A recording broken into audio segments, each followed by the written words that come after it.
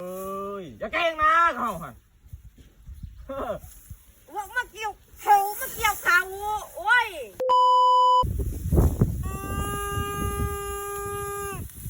เกี่ยวเขาดีนะเจอหน้านางเอ้ยก็จะสอยดอกมาเกี่ยวเขานี่เขาแรกเดี๋ยวมา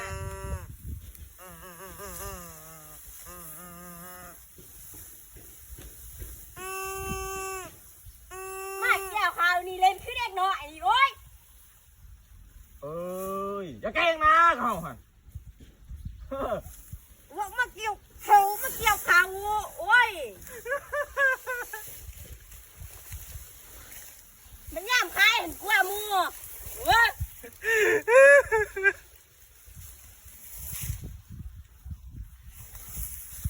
อันนั้นมันเกี่ยวเขาที่เป่าวีที่หันแหละว้าว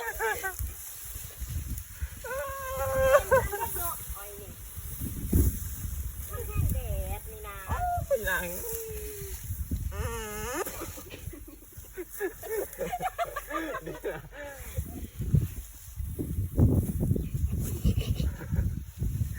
ว่ามันเกี่ยวเขามันแห้งแดดนี่โอเคนะ